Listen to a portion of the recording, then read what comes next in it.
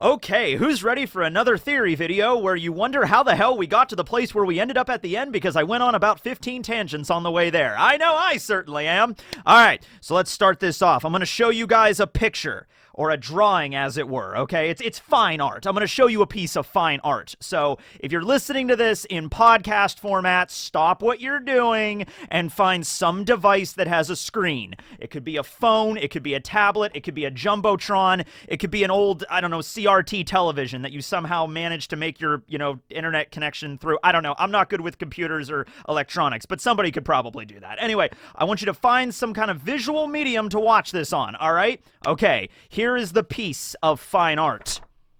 All right, I'm just going to give you a moment to really soak this in. It's a lot to soak in. All right, you ready? Are you good? Okay, now, to the uninitiated, this might just seem like the letter X. But to the very initiated, this is also still the letter X, and that's what we're going to be talking about today, all right? Because, of course, as we all know, One Piece is a piratey-themed manga, and Oda loves to put little pirate tropes, I guess, in his story, okay? For example, there's only one person in the entire One Piece world that walks with a peg leg. You'd think a pirate-based manga, you'd have peg-leg pirates walking around all over the place. But nope, there is one, and only one, and that is Redfoot Zeph. Also, there's only one person in the entire world that has a hook for a hand. Once a van, a very common trope in pirate fiction is, "Yarg, mateys, I have a hook for a hand." Only one person in the entire pirate world that has that in One Piece, and that is Crocodile. Still waiting for the eye patch pirate. We've yet to see the eye patch pirate. A lot of people thinking it could be Luffy, like Luffy might lose an eye at some point and he gets a cool eye patch.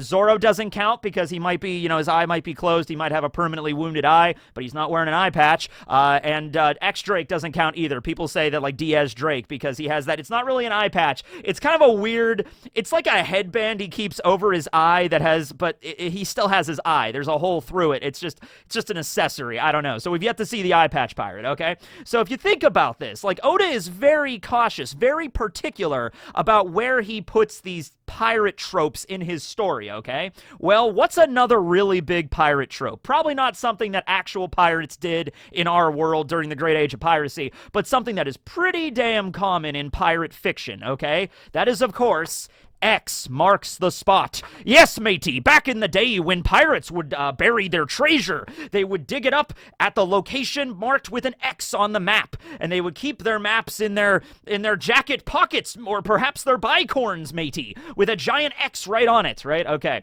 so I actually wanted to do some research into determining where the term X marks the spot even came from, because I was pretty confident, and I looked into it, that, yeah, pirates didn't actually do that. I think there are very, very few accounts already of pirates actively burying their treasure. It's probably one of those things that only happened like once historically, but then fiction just blows it out of proportion. That's a very, very stereotypical view of a pirate going to an island, burying their treasure, and then coming back and digging it up later. It probably did happen, but not even close to that much, okay?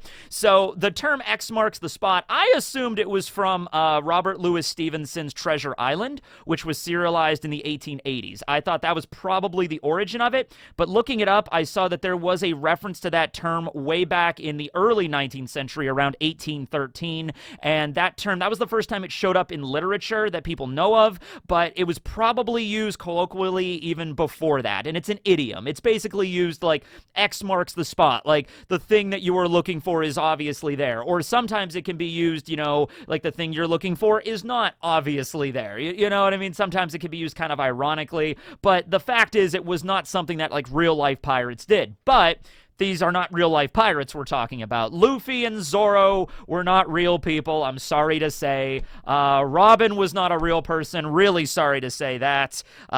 Chopper's not walking around. There's no magical reindeer doctors anywhere, which is unfortunate because I would love to go to a reindeer doctor. That would be really cool. But unfortunately, they're not real. So, of course, Oda's going to take a lot of these things and put them into his story, all right? So the other day, when I made a video, or rather Law Teching made a video about all the diseases in One Piece, I had to go into my old Noland folder, all the different projects I've done over the years, and I did a video on Noland a while ago, so we were talking about tree fever, okay? By the way, Law Teching messed up a lot of things in that video, I have to say. Noland did not cut down the trees to make the cure to tree fever. He cured the disease, and then he cut down the trees so nobody else would be afflicted with tree fever. My God, Law Teching, he does not do his research sometimes, I'm honest with you. And, can you believe it? He did a whole video on all the diseases in One Piece, and he missed the most notable disease out of all of them: can't go to the island disease. My goodness, Usopp is afflicted with that pretty much every single story arc, and Law Teching missed it. My goodness, I need to do another video to pick up his slack, I'll tell you what. So anyway, I had to go and look around and get an image of Noland for the video, and I used this one. And I remembered looking at that picture and being like, oh, that's interesting. Noland has an X scar on his body, kind of similar to Luffy and Whitebeard. Huh. Okay, and so I made just a little bit of a note of it, didn't really think much of it. I was like, oh, Noland has a very similar scar that Luffy has. But then again, Noland was an adventurer, not really a pirate. He was an adventurer and a botanist going out in the world. He had swordsmanship skills. He was a fighter, probably got into some fights at some point, got a cool scar on his body. All right, cool. Same thing, Luffy not really fought against Akainu. He was unconscious at the time, but, he got attacked by Akainu, and that's where Luffy got his X scar. Whitebeard has a scar on his body as well. Probably a couple of other characters in One Piece that have X's. Did Roger have an X scar? The thing is, we don't know much about Roger's body. We've never seen Roger, completely shirtless. Maybe Roger did have a big scar on his stomach or something like that, okay? Well, anyway, I'm looking like, oh, there's a lot of people that have X scars in One Piece, right? And then, looking at the last chapter again, chapter 1098, which included, Kuma in the church with Ginny's body, and then Bonnie was there and everything like that, we see a full view of the cross that, is in Kuma's church for his religion that he worships, because he was a pastor of this faith. So you see the cross, and in the center of the cross, you see the symbol of the sun.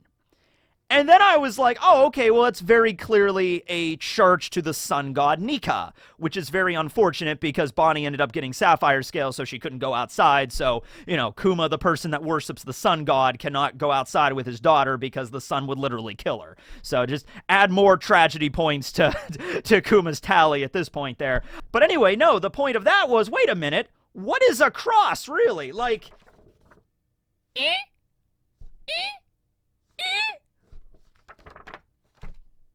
Wait a minute here, okay? And then, so that got me going on I don't know, maybe a wild goose chase, maybe some form of scavenger hunt. Maybe I discovered a big thing about One Piece. Who knows? I don't know, all right? But then I started thinking back through One Piece, and I didn't go through the whole story. See, that's the thing. Whenever I realize something like this, okay, how many times in this story does an X show up? In terms of, a scar on somebody's body, or a tattoo, or some sort of iconography in the One Piece world.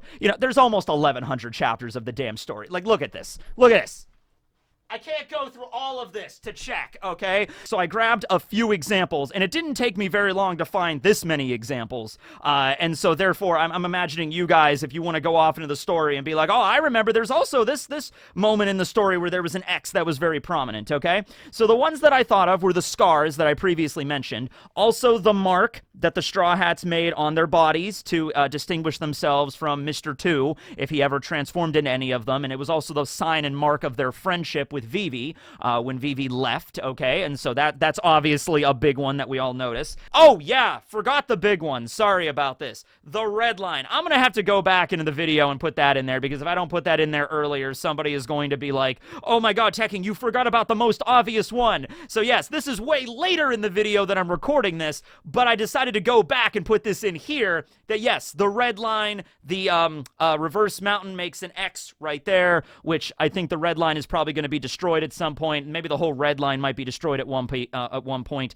and the whole world because one piece of ocean kind of thing. Or, maybe that's the situation. The whole world becomes the all blue or something, or maybe a particular point becomes the all blue. This will also lead to the destruction of Fishman Island as well, with the collapse of the entire mountain, or maybe Marie Joie as well. At least Reverse Mountain and Marie Joie, those 2 points, those 2 choke points for the Grand Line, are going to be destroyed. The rest of the Red Line could be destroyed along with it, but that would probably cause a global cataclysm. But, whatever, doesn't matter. But yeah, that's probably the most obvious one.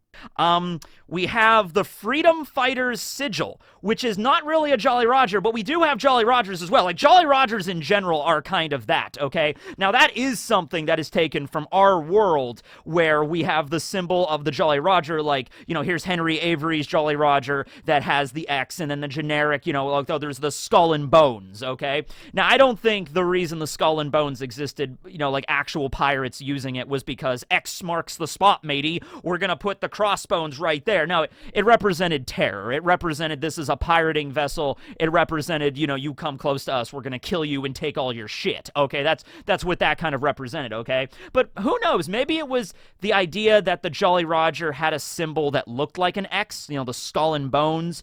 Maybe that is what eventually led to Robert Louis Stevenson. He's like, connecting that to pirates. And I think, even though it was used before Treasure Island, I think maybe Treasure Island was the thing that popularized it to directly with pirates. And then that just spread out through all of fiction into the late 19th and into the 20th and 21st centuries. You know what I mean? So anyway, there's a lot of X's in One Piece that show up, and crosses as well. So I'm not going to go through all of them, but we have every single Jolly Roger, essentially. And, Blackbeard's in particular has both a X and a cross, because it has multiple bones on the background behind the skulls, so there's that. Luffy, of course, has the scar, but when he was a kid, he also wore a shirt that also bore the X symbol, so something with that, not really sure. And then the Freedom Fighters symbol that looks like a sword with like a jagged like teeth into one of the guards, that also kind of resembles, it honestly kind of resembles the Mihawk's pendant a little bit, like his little sword, little mini dagger thing he keeps around his neck. It's just a little jagged around the guard, okay? So anyway, there's that. Now, what does this all mean? What does this indicate? What is the conclusion that I arrived at? Well, I think it's obvious, right? Like, come on now. You're arriving at the same conclusion I am, right? Right? Luffy is the sun god, and he has a big X on him, right? Okay. And then Kuma worships the sun god and has a cross with the sun directly in it. Do I have to spell it out for you? I mean, I will. That's what I'm here to do. But all right, I'll just say it. The One Piece is on the sun. We were all thinking it was on the moon, right? We were all thinking, oh, yeah, maybe the Strides have to go to the moon and find it. Well, no, I mean, Eneru was already on the moon. I mean, granted, there may in fact be other moons in the One Piece world. Actually, let's talk about that for a moment, because I mentioned that a little while ago.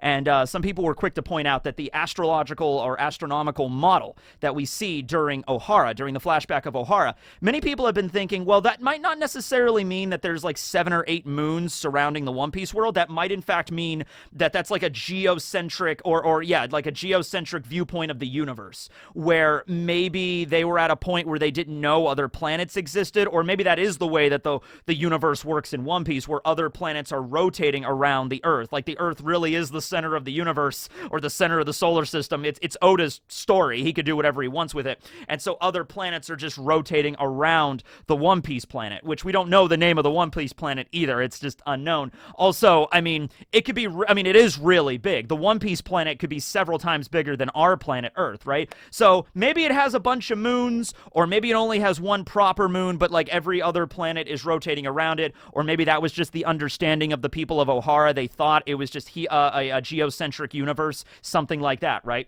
Okay, well, that's aside from the point right now. That's another tangent. Let's not go down that road. Let's close that door and lock it for right now. Let's move back to the sun, all right? So you might be thinking instantly, like, the One Piece is on the sun? That's ridiculous. The sun that we know of is a star at the center of the solar system. It is a massive hot ball of plasma inflated and heated by energy produced by nuclear fusion reactions at its core. Part of this internal energy is emitted from the surface as light, ultraviolet, and infrared radiation, providing the energy of life on Earth. Now, that is in fact our sun that we know and love. I love you, sun. You're just up there in the sky, always smiling and, pelting out radiation that can give people skin cancer, but can also, like, provide life for us.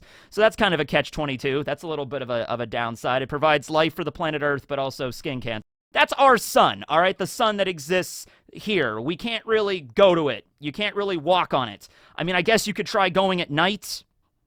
You know, go to the sun at night. Yeah. That's how you go. My dad used to say that joke when I was growing up a lot. You know, he's just like, I know how you go to the sun. We'll go at night. And I'm like, yeah, okay, that makes sense, Dad. Yeah, it's like those screen doors in submarines. You know what I mean? Like, this is how it is. Okay, so that's our world, but this is fantasy. This is manga. This is Oda's little crack dream of what this is all going to be. So, could you go to the sun in One Piece? Could you land on it? Could the One Piece be there? Sure, why not? Right? Why not? I'm not crazy. You're the one crazy for thinking they couldn't go. Eneru goes to the moon and just walks around the moon. He just flies up to the moon, lands on it, walks around. There's air. There's an entire ancient city of robots. There's fox pirate aliens that are on the moon. Like, if all that crap can exist on the moon, expect what's going to be on the sun, all right? So, what if it is some weird thing where the sun in One Piece is not just a ball of fire and nuclear fusion? What if it is something else? What if it's something you can physically stand on? What if it is something that's like the source of all hopes and dreams in the world? What if the sun god Nika actually exists and lives on the sun? Yeah. Right?